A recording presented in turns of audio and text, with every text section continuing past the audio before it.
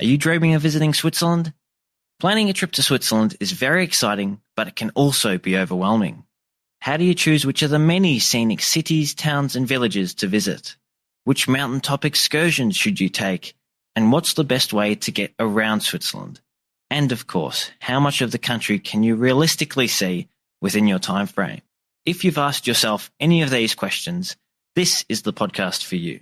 This is the Holidays to Switzerland travel podcast, and in each episode, your host Carolyn Schonefinger chats with Swiss travel experts to answer your most commonly asked questions, provide practical tips, and take you on a virtual visit to the most popular destinations, and of course some hidden gems to help you plan your dream trip to Switzerland. And you'll hear plenty of conversations about Swiss cheese and chocolate too. Are you ready to plan your trip to Switzerland? Well, let's get started. Happy New Year, and welcome to episode 63 of the Holidays to Switzerland podcast. Is this the year that your Swiss travel dreams will finally come true? I hope so. This breathtakingly beautiful country has to be seen to be believed, and it truly does offer something for everyone. But I will warn you, one visit probably won't be enough. 2022 was a year when many of us were able to start travelling again. And whilst there were some busy places in Switzerland when I was there in July, it was nowhere near as busy as I expected. 2023 is likely to be a whole lot different though. To help you prepare for your Switzerland trip, in this episode of the podcast, I'll share my tips for securing your preferred accommodation and transport, give you an update on the different Swiss transport passes for 2023, and some ideas to consider if you'd like to head to a quieter, less known destination for a day or two. And make sure you keep listening to the end of this episode, as I have some very exciting news about an exclusive bonus offer for the Holidays to Switzerland audience. If you'd like to save some money on your Switzerland vacation, you won't want to miss this offer. Before we get started, I'd like to say thank you to the team from Switzerland Tourism, who are sponsoring the podcast again in 2023. You'll find lots of practical tips and inspiration on their website, myswitzerland.com. So do go and take a look.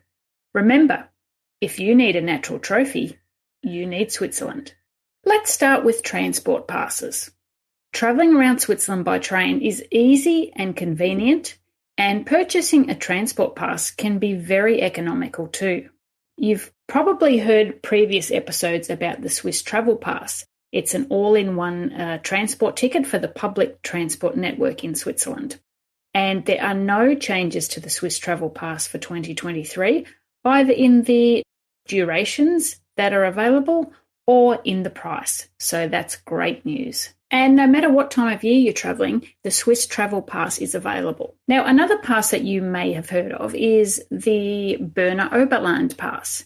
Now, this was previously called the Regional Pass Berner Oberland, so the name has officially changed for 2023.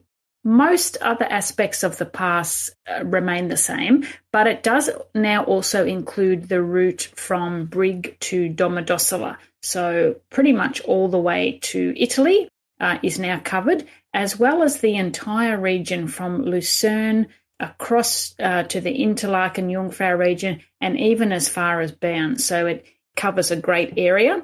There's a slight increase in the price of the 6 to 10 day passes, but no change to the price for the 3 and 4 day passes. And the Berner Oberland Pass is available for use from the 1st of April to the 31st of October. Another pass that is popular for the Jungfrau region is the Jungfrau Travel Pass. There are no changes to this pass for 2023, and again, prices remain the same, which is great news. And it's available for use from the 7th of April to the 22nd of October. The Top of Europe Pass will no longer be available for spring and summer. There's a current version out now which is called the Top of Europe Winter Pass, which will finish on the 30th of April. And then, as I mentioned, there'll be no Top of Europe Pass for beyond the 30th of April. The TEL Pass, which is great for those people who are spending a few days around Lucerne and the Lake Lucerne region, is still available year-round. There are both summer and winter editions of that. So that is very handy to know. Now, another tip about the travel passes is that there are no limit to the number of passes, so they don't sell out.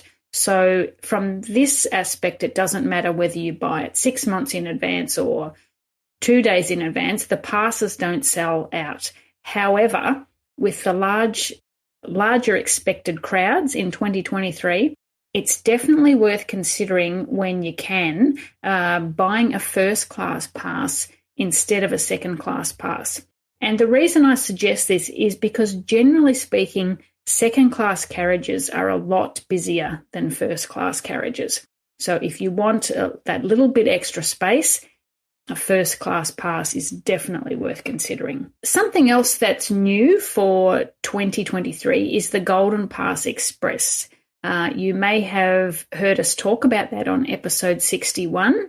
It's a brand new train which connects Interlaken and Montreux and vice versa. Previously, the GoldenPass line required you to change trains at Zweisimmen because the gauges of the tracks were different. But with fantastic Swiss engineering, that problem has been overcome. And so you can now travel without changing trains between Interlaken and Montreux. And one of the advantages, or one of the added bonuses, I guess, of the new GoldenPass Express is the brand new Prestige class. So as well as first class and second class, the Prestige class has even larger panoramic windows, rotating seats, and it looks super luxurious. If you'd like to travel in Prestige class on the GoldenPass Express, you will need to make a seat reservation. And this also applies to anyone travelling in any class on the Glacier Express and the Bernina Express. And seat reservations open 2 months in advance. So you can book up to 60 days before you're travelling. And really, we do recommend booking as early as possible because, as I mentioned before, with the extra number of visitors expected in Switzerland this year, the trains will book up fairly quickly. And so to get the seat that you want, particularly if you want a window seat, you really should book as far in advance as you can. You'll find booking instructions on how to go about purchasing those seat reservations in the detailed guides about each of the premium panoramic trains that we have on Holidays to Switzerland. For each different panoramic train, you need to book the reservations on their website. And so we've gone through and added detailed instructions with photos on how to go about doing that. And you'll find the links to those detailed guides in the show notes. Okay, so I've mentioned a couple of times about booking as early as possible. And I've spent the last couple of weeks doing some planning for my own trip in 2023, and I'm super surprised how much accommodation is already booked out. I'm also doing a couple of weeks in Germany, so we'll need a rental car for Germany, and the car hire options are just very thin on the ground as well. So we know that there's going to be a lot of demand there, and also with the announcement that the Chinese border will be opening very soon, it is going to be busy. So again, I can't stress enough, book as early as you possibly can. And another thing you might want to consider is travelling in spring or autumn, fall, rather than summer, if you want to avoid the crowds. You can still expect pretty good weather. Of course, we can't guarantee that. And most of the attractions and mountain excursions are back up and running from mid to late April. Now, if the thought of crowds at some of the most popular tourist attractions is a little bit daunting, and you want to include a less well-known destination in your itinerary, there's plenty of choices. The UN World Tourism Organization has just announced the names of the 32 villages that they have added to their Best of Tourism Villages list for 2022. And 2 Swiss villages that made the cut were Morten and Andermatt. Morten, which is on Mortensee or Lake Morten, is a lovely medieval walled town, which I was lucky enough to visit in 2022. It's got a castle and beautiful covered arcades and pretty alleys. It borders German and French-speaking Switzerland, so most residents are bilingual. And because it's on a lake, cruises and water sports are popular, or you can just relax by wandering along the lakeside promenade. There's lots of shops and cafes and restaurants, a museum showcasing the history of Morton, and there's a tourist train ride in the summer months as well. And it's just 45 minutes by train from Bern. So even if you wanted to do a day trip here and get away somewhere just a little less crowded, Morton is a great option. Andermatt, the other village, is a mountain village in central Switzerland, and it's surrounded pretty much by 8 alpine passes. So they're the roads that cross over the Alps from north to south and east to west. And it's also on the Glacier Express route.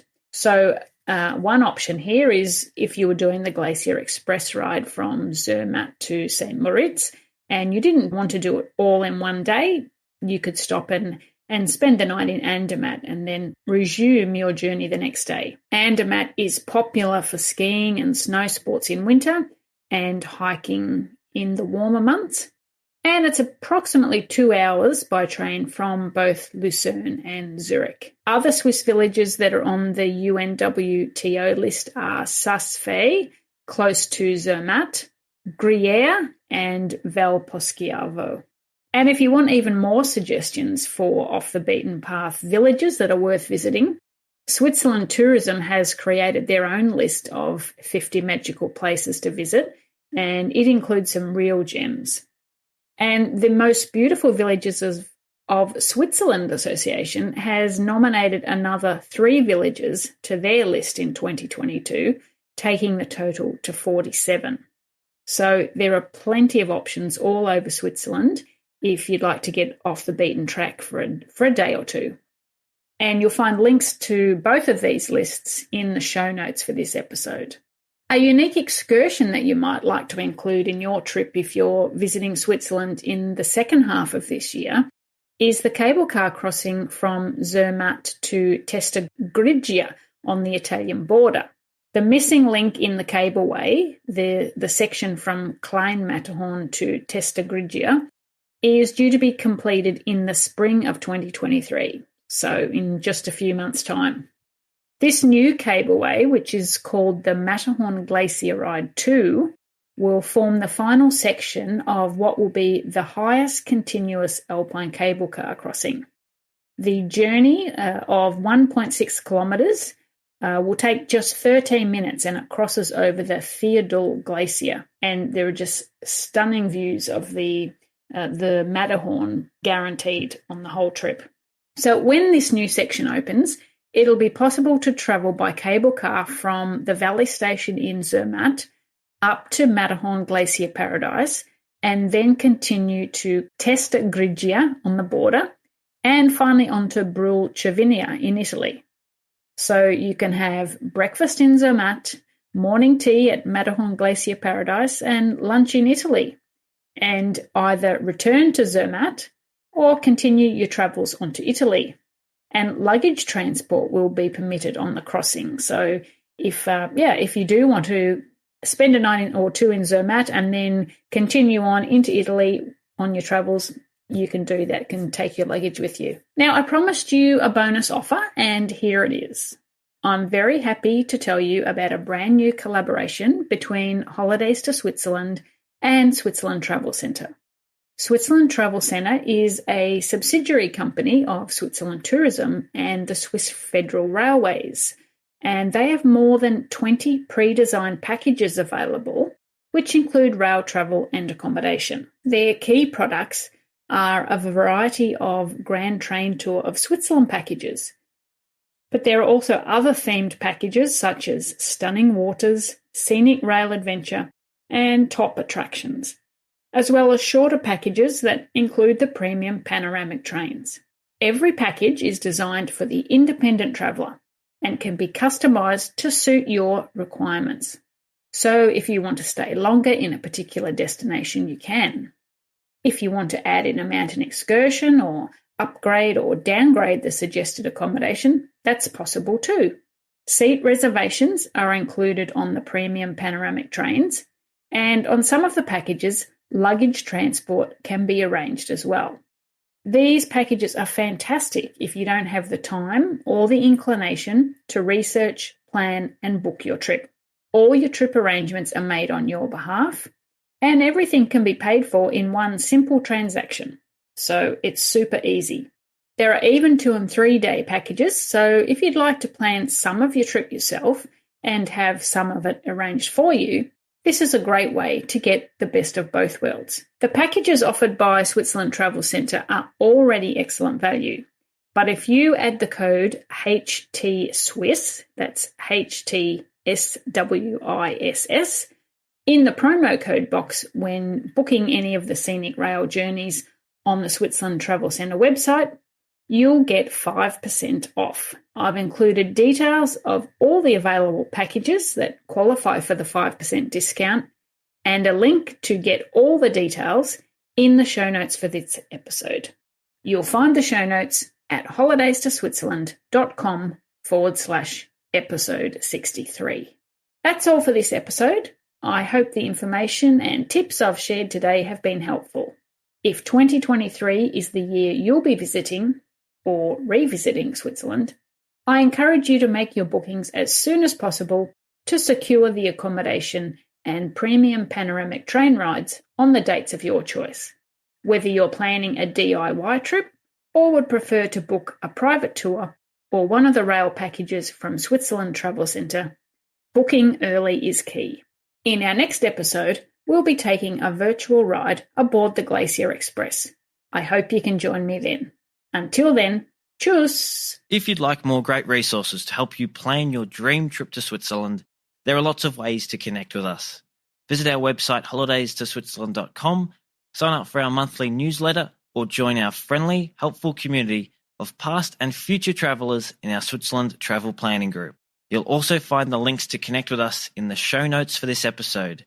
Show notes and a list of all previous episodes are available at holidaystoswitzerland.com/podcast. Don't miss out on your fortnightly dose of Swiss travel inspo. Hit the subscribe button on your favourite podcast app so you never miss an episode. And if you enjoyed the show, please leave a rating.